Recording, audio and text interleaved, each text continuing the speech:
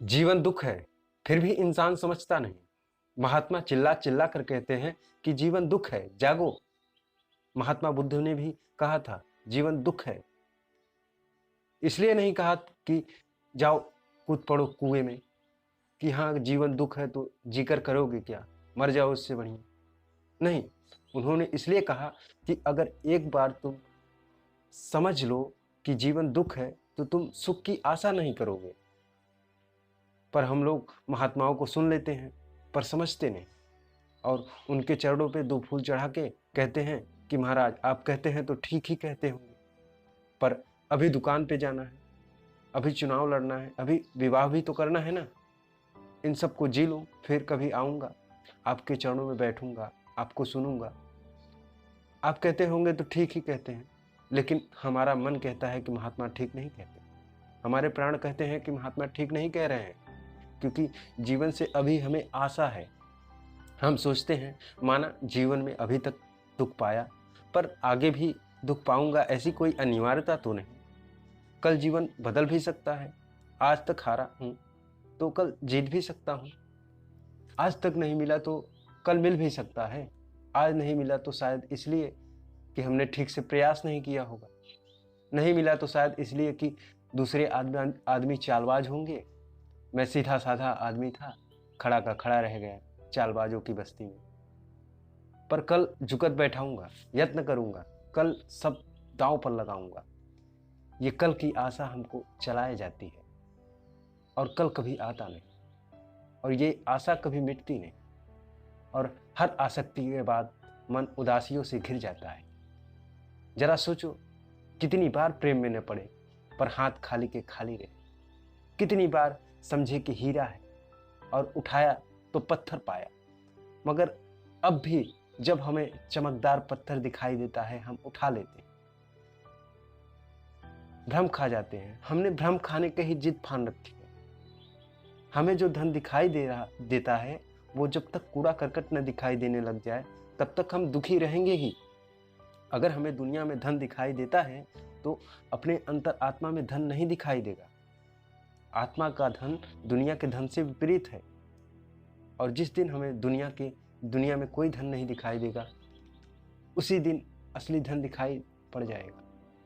अगर हम सच में जिंदगी के दुखों को देख ले, समझ ले, ठीक ठीक देख ले, पहचान ले, सब पर्दे उखाड़ दे और देख ले कि कहीं कोई सुख नहीं है, सुख का भ्रम मात्र है।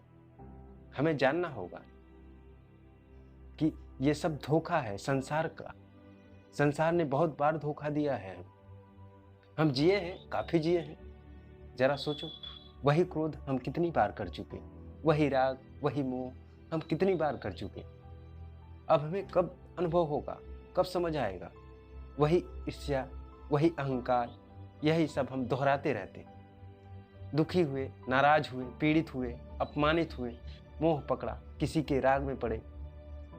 असल में कोई दुख चाहता नहीं, पर वो आता है। सुख को तो सभी चाहते हैं, तो फिर दुख आता कहाँ से है? दुख सुख की आड़ में आता है, वही मार्ग है उसका।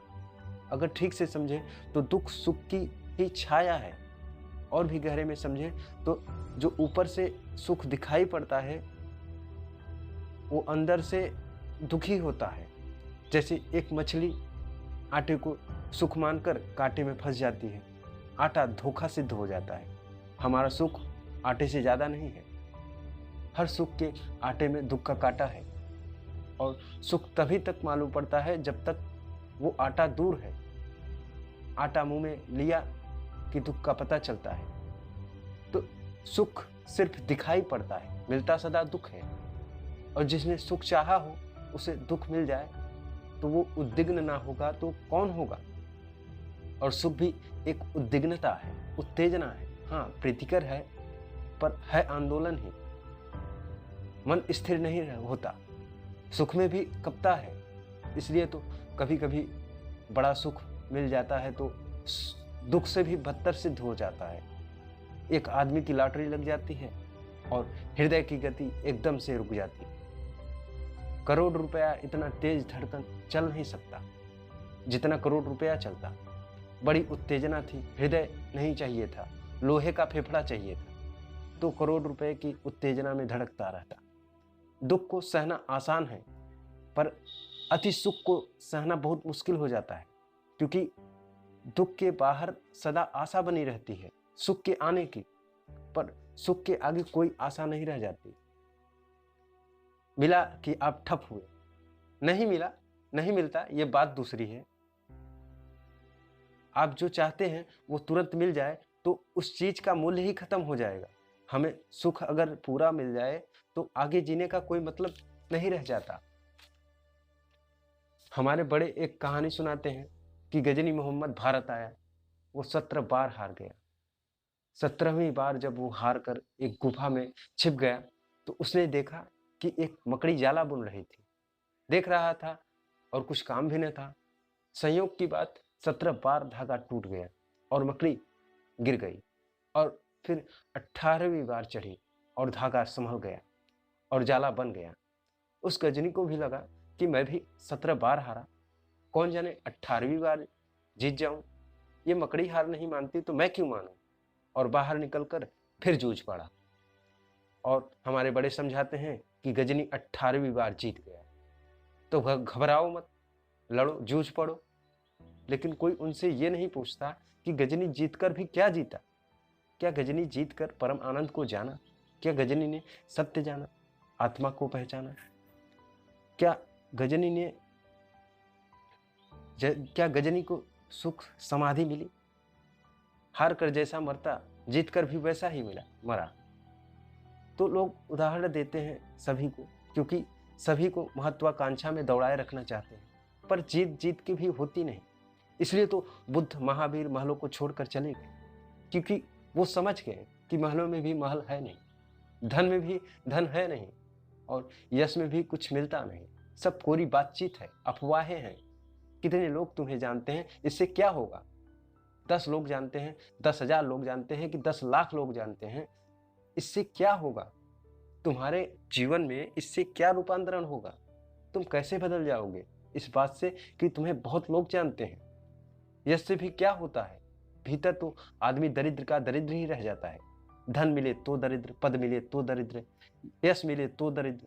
जरा पद वालों की आंख में झांक कर तो देखो, जरा धनी के आत्मा को टटोल कर तो देखो।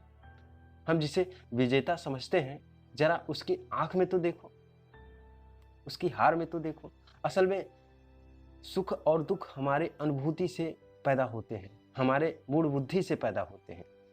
एक आदमी पहली बार शराब पीता होगा तो उसे प्रीतिकर नहीं लगता होगा, स्वाद कड़वा ही आता होगा, पर वो फिर पीता है, अपने स्वाद को डेवलप करता है, मित्रों के शान में, लोगों की तारीफ में कि मैं तुमसे कमजोर हूँ, थोड़ी हूँ, पीता है, अभ्यास हो जाता है, फिर वो कड़वा स्वाद भी प्रीतिकर लगने लगता है। सिगरेट ही कोई पहली बार पीता होगा तो खांसी ही आती होगी, पर सिगरेट के साथ जुड़ जाती है अकल, सिगरेट के साथ जुड़ जाता है अहंकार, सिगरेट में भी शान के प्रतीक जुड़ जाते हैं, और उस झूठी शान और शौकत में वो धुआं भी प्रीतिकर लगने लगता है। आप आए मेरे पास, मैंने आपको गले लगा लिया, आपको बड़ा प्रीतिकर लगा, लेकिन अब मिनट हुए, 2 मिनट हुए, 5 मिनट हुए, अब आप छूटना चाहोगे, आप कहोगे अब छोड़ो भी, आप घबराने लगोगे। ये क्या हुआ? एक क्षण में ये अच्छा लगा था, हृदय से हृदय मिलकर आनंदित हुआ था, 5 मिनट में आनंद खो गया। अगर सुख मिला ही था तो 5 मिनट में तो 1000 गुना बढ़ जाना चाहिए था, पर नहीं। असल में पहले क्षण में भी सुख मिला नहीं था, वो सोचा गया था। दूसरे क्षण में समझ बढ़ी, तीसरे क्षण में और समझ बढ़ी, तो समझ आ गया कि सुख नहीं है। जिसको पाने को आप तरसते हैं ना, उसको पाकर भी आप ज्यादा दिन सुख का अनुभव नहीं कर पाएंगे। एक सीमा के बाद वो भी उबा देगी। आप एक गीत को कितनी बार सुनते हैं, कितना ही प्रीतिकर गीत क्यों ना हो, एक सीमा के बाद मन उससे भी उब जाता है। सब सुख की उत्तेजनाएं परिचित होने पर दुख हो जाती है, और सब दुख की उत्तेजनाएं परिचित होने पर सुख बन सकती हैं। सुख और दुख कन्वर्टिकल है, इसलिए गहरे में देखा जाए तो दोनों एक हैं, सिर्फ हमारे मन भाव में फर्क पड़ता है। जिस चीज वही है, बस भाव बदल जाते हैं। बस इसी भाव पर अपनी चर्चा को समाप्त करता हूँ। हरि ओम तत्सत।